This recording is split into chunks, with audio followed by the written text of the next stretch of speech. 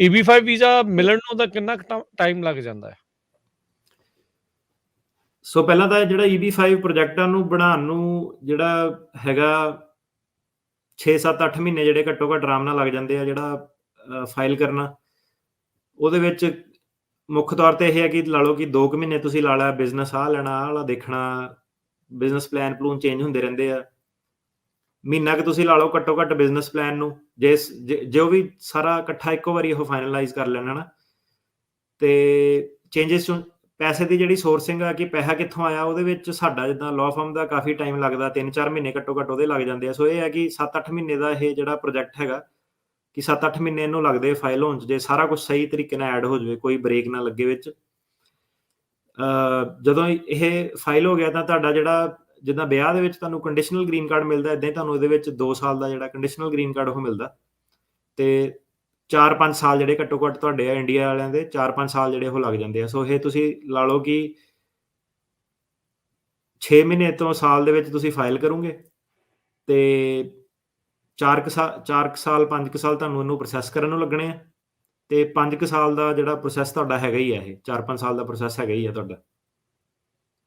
ਇੱਕ ਚੀਜ਼ ਇਹਦੇ ਵਿੱਚ ਹੋਰ ਦੱਸ ਦਈਏ, ਇੱਕ ਜਿਹੜੀ ਬੜੀ ਇੰਟਰਸਟਿੰਗ ਚੀਜ਼ ਆ, ਜਿਹਨਾਂ ਨੇ ਪਹਿਲਾਂ ਸਾਡੇ ਕੋਲ ਕੰਸਲਟੇਸ਼ਨ ਲਈ ਆ ਇਹਦੇ ਬਾਰੇ, ਉਦੋਂ ਰੂਲ ਨਹੀਂ ਸੀਗਾ। ਜਿਹੜੇ ਨਵਾਂ ਹੁਣ ਰੂਲ ਇੱਕ ਜਿਹੜੀ ਚੇਂਜ ਆ ਹੋਈ ਹੈ ਕਿ ਜਿਹੜੇ ਲੋਕੀ ਇੱਥੇ ਲੀਗਲੀ ਆ ਟੂਰਿਸਟ ਵੀਜ਼ੇ ਤੇ ਜਾਂ ਕੁਛ, ਪਹਿਲਾਂ ਸੀਗਾ ਕਿ ਉਹ 4-5 ਸਾਲ ਉਹਨਾਂ ਨੂੰ ਵੇਟ ਕਰਕੇ ਆਪਣਾ ਗ੍ਰੀਨ ਕਾਰਡ ਦੀ 485 ਦੀ ਐਪਲੀਕੇਸ਼ਨ ਫਾਈਲ ਕਰਨੀ ਪੈਂਦੀ ਸੀਗੀ।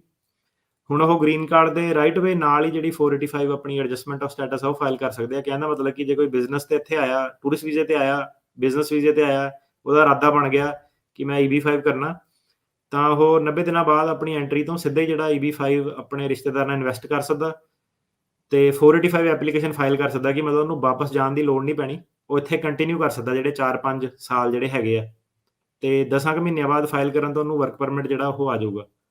ਸੋ ਪਹਿਲਾਂ ਇਹ ਚੀਜ਼ ਸੀਗੀ ਨਹੀਂ, ਲੋਕੀ ਇਹ ਕਹਿੰਦੇ ਸੀ ਕਿ ਮੇਰੇ ਬਿਜ਼ਨਸ ਨੂੰ ਦੇਖੂਗਾ ਕੌਣ, ਤਾਂ ਉਹਨਾਂ ਦੀ ਗੱਲ ਬਣਦੀ ਨਹੀਂ ਸੀ, ਉਹ ਵਾਪਸ ਚਲ ਜਾਂਦੇ ਸੀਗੇ। ਸੋ ਹੁਣ ਜਿਹੜੀ ਚੀਜ਼ ਚੇਂਜ ਹੋਈ ਆ ਉਹ ਇਹ ਹੋਈ ਆ ਕਿ ਰਾਈਟ ਵੇ ਤੁਸੀਂ ਨਾਲ ਹੀ ਜਿਹੜਾ ਇਹਨਾਂ ਨੇ ਇਹ ਕਰਤਾ ਕਿ ਤੁਹਾਨੂੰ 4-5 ਸਾਲ ਵੇਟ ਕਰਨ ਦੀ ਲੋੜ ਨਹੀਂ, ਤੁਸੀਂ ਰਾਈਟ ਵੇ 485 ਫਾਈਲ ਕਰ ਦਿਓ।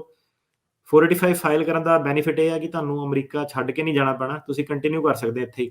ਸੋ ਕਈ ਜਿਹੜੇ ਇਹੋ ਜਿਹੇ ਲੋਕੀ ਵੀ ਆ ਕਿ ਉਹਨਾਂ ਦੇ ਕੋਲ ਪੈਸੇ ਹੈਗੇ ਆ ਜਾਂ ਰਿਸ਼ਤੇਦਾਰ ਉਹਨਾਂ ਦੇ ਕੋਲ ਪੈਸੇ ਹੈਗੇ ਆ, ਤੇ ਉਹ ਟੂਰਿਸਟ ਵੀਜ਼ੇ ਤੇ ਇੱਥੇ ਆਉਂਦੇ ਆ, ਕਈ ਵਾਰੀ ਉਹ ਅਸਾਈਲਮ ਸੁਲਮ ਵੱਲ ਚੱਲ ਜਾਂਦੇ ਆ। ਸੋ ਇਹ ਹੈ ਕਿ ਅਸਾਈਲਮ ਨਾਲੋਂ ਜਿਹੜਾ ਜੇ ਤਾਂ ਤੁਸੀਂ ਪੈਸੇ ਇਨਵੈਸਟ ਕਰ ਸਕਦੇ ਹੋ, ਤੁਸੀਂ ਲੀਗਲੀ ਇੱਥੇ ਆਏ ਆ, ਤਾਂ ਤੁਸੀਂ ਜਿਹੜਾ EB5 ਪ੍ਰੋਗਰਾਮ ਉਹਦੇ ਵਿੱਚ ਇਨਵੈਸਟ ਕਰੋ, 485 ਜਿਹੜਾ ਸਿੱਧੇ ਫਾਈਲ ਕਰੋ, ਤੁਹਾਡਾ ਵਰਕ ਪਰਮਿਟ ਵਗੈਰਾ ਸਾਰਾ ਆ ਜਾਣਾ, ਲੀਗਲੀ ਤੁਸੀਂ ਰਹਿ ਸਕਦੇ ਆ। 10 ਮਹੀਨਿਆਂ ਬਾਅਦ ਫਾਈਲ ਕਰਨ ਤੋਂ ਤੁਹਾਨੂੰ ਟਰੈਵਲ ਡਾਕੂਮੈਂਟ ਮਿਲ ਜਾਣਾ, ਤੁਸੀਂ ਆ ਜਾ ਵੀ ਸਕਦੇ ਆ, ਤੇ 5 ਕੁ ਸਾਲਾਂ 'ਚ ਤੁਹਾਨੂੰ ਜਿਹੜਾ ਗ੍ਰੀਨ ਕਾਰਡ ਆ ਉਹ ਮਿਲ ਜਾਊਗਾ।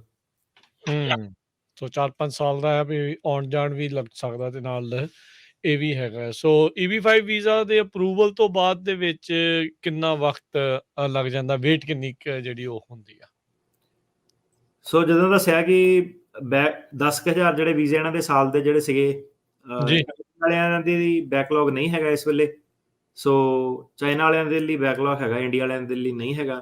ਏਦਾਂ ਹੀ ਜੇ ਅੱਗੇ ਗੱਲ ਕਰੀਏ, ਹੁਣ ਕਹਿ ਲਓ ਤੁਸੀਂ ਫਿਲੀਪੀਨਸ, ਮੈਕਸੀਕੋ ਦੀ ਗੱਲ ਕਰੀਏ ਜੇ ਉਦਾਹਰਨ ਵਜੋਂ, ਉੱਥੋਂ ਨਾ ਹੀ ਜ਼ਿਆਦਾ ਪੜ੍ਹਾਈ ਵਾਲੇ ਆਉਂਦੇ ਆ, ਨਾ ਹੀ ਜ਼ਿਆਦਾ ਇਨਵੈਸਟਮੈਂਟ ਵਾਲੇ ਆਉਂਦੇ ਆ। ਸੋ ਉਹਨਾਂ ਦੇ ਤੁਸੀਂ ਬੈਕਲੌਗ ਦੇਖੋ ਕਿਹੜੀ ਕੈਟੇਗਰੀ 'ਚ ਹੋਣੇ ਆ, ਫੈਮਿਲੀ ਬੇਸਡ ਵਾਲੇ 'ਚ ਉਹਨਾਂ ਦੇ ਸਭ ਤੋਂ ਜ਼ਿਆਦਾ ਜਿਹੜੇ ਬੈਕਲੌਗ ਆ ਇੰਡੀਆ ਨਾਲੋਂ ਵੀ ਕਿਤੇ ਅੱਗੇ ਆ।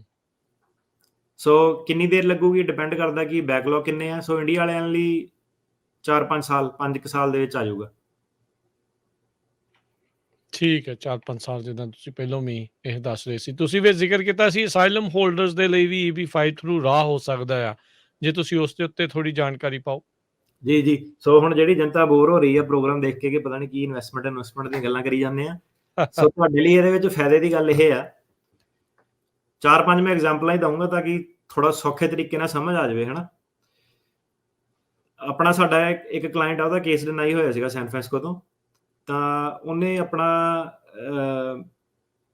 ਗੈਸ ਸਟੇਸ਼ਨ ਵਗੈਰਾ ਦਾ ਬਿਜ਼ਨਸ ਜਿੱਦਾਂ ਖੋਲਿਆ ਜੀ, ਉਹਦੀ ਗਰਲਫ੍ਰੈਂਡ ਕਹਿ ਲਓ, ਫਿਆਂਸੇ ਕਹਿ ਲਓ, ਵਾਈਫ ਕਹਿ ਲਓ, ਹਨਾ, ਡਿਪੈਂਡਿੰਗ ਕਿਹੜੀ ਸਟੇਜ ਤੇ ਉਹ ਹੈਗਾ। ਉਹ ਜ਼ਿਆਦਾ ਇਹ ਵਾਲਾ ਸਿਨੈਰੀਓ ਬਹੁਤ ਕਾਮਨ ਮਿਲਦਾ ਕਿ ਕੈਨੇਡਾ ਦੇ ਵਿੱਚ ਪੱਕੀ ਹੋ ਗਈ, ਐਜ਼ ਅ ਸਟੂਡੈਂਟ ਆ ਗਈ, ਤੇ ਉਹਨਾਂ ਵਿਆਹ ਕਰਨਾ ਸੋ ਕਈ ਸਾਰੇ ਇਦਾਂ ਦੇ ਸਿਨੈਰੀਓ ਆ ਕਿ ਜਿਹੜੀ ਉਹਨਾਂ ਦੀ ਫਾਈਟ ਇਹ ਹੈ ਕਿ ਆਪਣੇ ਜਿਹਨਾਂ ਨਾਲ ਵਿਆਹ ਕਰਾਉਣਾ ਜਾਂ ਕਰਾ ਲਿਆ ਉਹਨਾਂ ਨੂੰ ਲੈ ਕੇ ਕਿੱਦਾਂ ਆਈਏ, ਹਨਾ।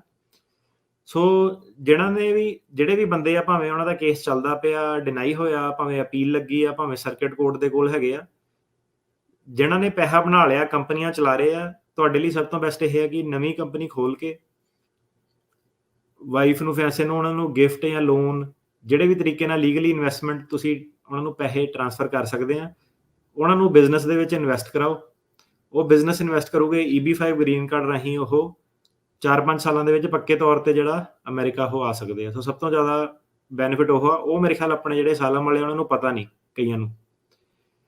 ਦੂਜੀ ਕੈਟਾਗਰੀ ਇਹਦੇ ਵਿੱਚ ਉਹ ਹੈਗੀ ਜਿਹੜੇ ਵੀਜ਼ੇ ਤੇ ਲੋਕ ਇੱਥੇ ਆਏ ਸੀਗੇ, ਟੂਰਿਸਟ ਵੀਜ਼ੇ ਤੇ ਆਏ, ਤੇ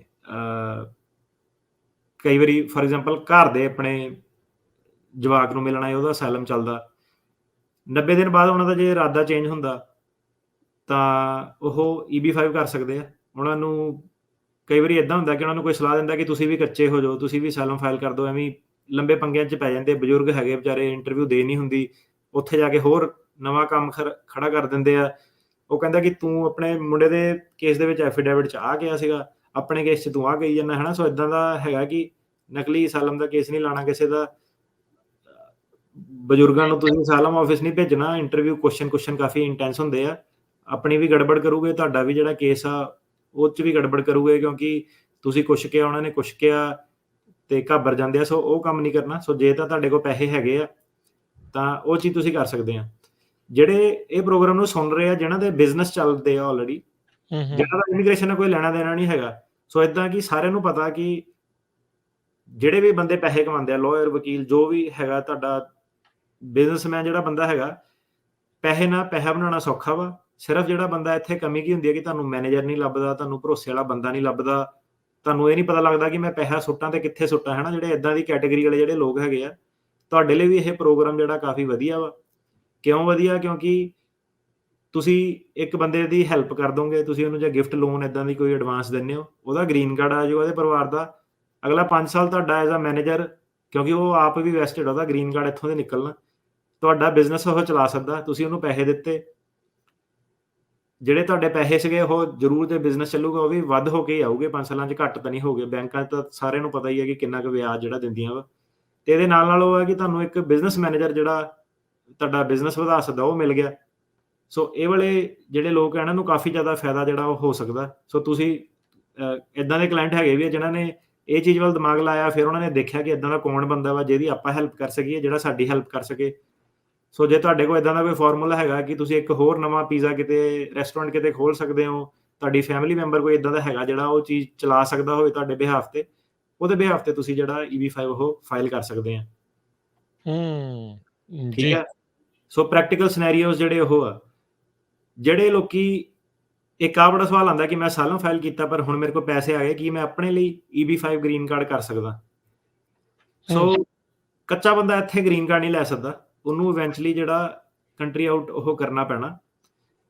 ਉਹਦੇ ਵਿੱਚ ਜਿਨ੍ਹਾਂ ਨੇ ਸਾਲ ਦੇ ਅੰਦਰ ਜਿਨ੍ਹਾਂ ਨੇ ਅਸਾਲਮ ਫਾਈਲ ਕਰਤਾ ਸੀਗਾ ਤੇ 1 ਨੰਬਰ 'ਚ ਆਏ ਸੀਗੇ, ਮੰਨ ਲਓ ਕਿ ਉਹਨਾਂ ਦੇ 6 ਮਹੀਨੇ ਤੋਂ ਵੱਧ ਟੱਪੇ ਨਹੀਂ, 6 ਮਹੀਨੇ ਤੋਂ ਵੱਧ ਉਹ ਕੱਚੇ ਨਹੀਂ ਇੱਥੇ ਰਹੇ, ਉਹ ਵਾਲੇ ਲੋਕੀ EB5 ਕਰ ਸਕਦੇ ਆ। ਕਿਸੇ ਨੇ ਅੱਜ ਤੱਕ ਸਾਡੇ ਕੋਲ ਕਰਾਇਆ ਨਹੀਂ, ਪਰ ਜੇ ਲਾਅ ਨੂੰ ਆਪਾਂ ਐਡ ਕਰੀਏ, ਉਹ ਇਸ ਹਿਸਾਬ ਨਾਲ ਐਡ ਹੁੰਦਾ ਕਿ 6 ਮਹੀਨੇ ਤੋਂ ਵੱਧ ਜੇ ਤੁਸੀਂ ਕੱਚੇ ਰਹੋ, ਫਿਰ ਤੁਹਾਡੇ ਉੱਤੇ ਜਿਹੜੀ ਅਨਲੌਫੁਲ ਪ੍ਰੈਜ਼ੈਂਸ ਆ 10 ਸਾਲ ਦੀ ਬਾਰ, 3 ਸਾਲ ਦੀ ਬਾਰ ਉਹ ਲੱਗਦੀ ਆ।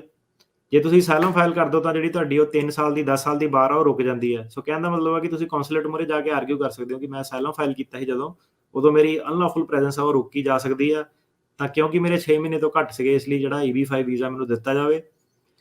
ਸੋ ਉਹ ਵਾਲੇ ਲੋਕੀ ਜਿਹਨਾਂ ਦਾ ਅਸਾਲਮ ਚੱਲਦਾ, ਜਿਹਨਾਂ ਨੇ ਆਪਣੇ ਲੈਵਲ ਤੇ ਬਿਜ਼ਨਸ ਵੈਸੇ ਵੀ ਕਰਨਾ ਹੀ ਕਰਨਾ ਹੈਗਾ, ਉਹਨਾਂ ਨੂੰ ਕੋਈ ਫਰਕ ਨਹੀਂ ਪੈਂਦਾ, ਉਹਨਾਂ ਨੇ ਵੈਸੇ ਵੀ ਟਰੱਕਿੰਗ ਕੰਪਨੀ ਨਵੀਂ ਖੋਲ੍ਹਣੀ ਆ, ਬਿਜ਼ਨਸ ਨਵੇਂ ਖੋਲ੍ਹਣੇ ਆ, ਉਹ EB5 ਵੀਜ਼ਾ ਕਰਕੇ ਆਪਣਾ ਗ੍ਰੀਨ ਕਾਰਡ ਲੈ ਲੈਣ। ਉਹਦੇ ਵਿੱਚ ਕਈ ਵਾਰੀ ਕੀ ਹੋਣਾ ਕਿ ਤੁਸੀਂ ਜਦੋਂ ਅਸਾਲਮ ਦਾ ਕੇਸ ਲੜਦੇ ਆ, ਜੱਜ ਕਵੇ ਮੈਂ ਨਹੀਂ ਤੁਹਾਡਾ ਅਪਰੂਵ ਕਰਨਾ, ਮੈਂ ਤੁਹਾਡਾ ਕੇਸ ਨਹੀਂ ਅਪਰੂਵ ਕਰਨਾ, ਤੁਸੀਂ ਦੇਖੋ ਕਿ ਤੁਹਾਡਾ ਕੇਸ ਡਿਸਮਿਸ ਕਰਕੇ ਵੋਲੰਟਰੀ ਡਿਪਾਰਚਰ ਦੀ ਇੱਦਾਂ ਦੀ ਤੁਹਾਨੂੰ ਆਪਸ਼ਨ, ਇੱਕ ਬੈਕਅਪ ਪਲਾਨ ਤੁਸੀਂ ਆਪਣੇ ਲਈ ਜਿਹੜਾ EB5 ਵੀਜ਼ੇ ਰਾਹੀਂ ਕ੍ਰੀਏਟ ਜਿਹੜਾ ਉਹ ਕਰ ਸਕਦੇ ਆ। ਸੋ ਇਹ ਹੈ ਕਿ ਅਸਾਲਮ ਵਾਲਿਆਂ ਨੇ ਇਹ ਜਿਹੜਾ ਪ੍ਰੋਗਰਾਮ ਅਜੇ ਤੱਕ ਯੂਜ਼ ਨਹੀਂ ਕੀਤਾ। ਨਵੇਂ ਵਾਲੇ ਤਾਂ ਨਹੀਂ ਕਰ ਸਕਦੇ, ਪੈਸੇ ਨਹੀਂ ਹੁੰਦੇ, ਤਾਂ ਉਹਨਾਂ ਨੂੰ ਇਹੀ ਹੈ ਕਿ ਇੱਦਾਂ ਦਾ ਕੋਈ ਕੋਲੈਬੋਰੇਟਰ ਲੱਭੋ, ਆਪਣਾ ਰਿਸ਼ਤੇਦਾਰ। ਹੁਣ ਉਹਨਾਂ ਨੂੰ ਜਾ ਕੇ ਦੱਸੋ ਕਿ ਸਪੈਸ਼ਲੀ ਜਿੱਦਾਂ ਹੁੰਦਾ ਕਿ ਸਟੋਰਾਂ ਵਾਲੇ ਬੜੇ ਬੰਦੇ ਹੁੰਦੇ ਆ, ਸੋ ਉਹਨਾਂ ਨੂੰ ਦੱਸੋ ਕਿ ਮੈਂ ਆਹ ਚੀਜ਼ ਆ EB5 ਪ੍ਰੋਗਰਾਮ, ਆਹ ਚੀਜ਼ ਇਹ ਕਹਿੰਦੀ ਆ, ਤੇ ਉਹਦੇ ਥਰੂ ਤੁਸੀਂ ਜਿਹੜੇ ਜਾ ਸਕਦੇ ਆ, ਹੈ ਨਾ। ਤਾਂ ਮੁੱਖ ਤੌਰ ਤੇ ਇਹ ਹੈ ਪ੍ਰੋਗਰਾਮ ਦੀ ਸਮਰੀ ਕਿ ਇਸ ਤਰੀਕੇ ਨਾਲ ਇਹ ਆਪਣੇ ਸੁਣਨ ਵਾਲਿਆਂ ਲਈ ਫਾਇਦੇਮੰਦ ਹੋ ਸਕਦਾ।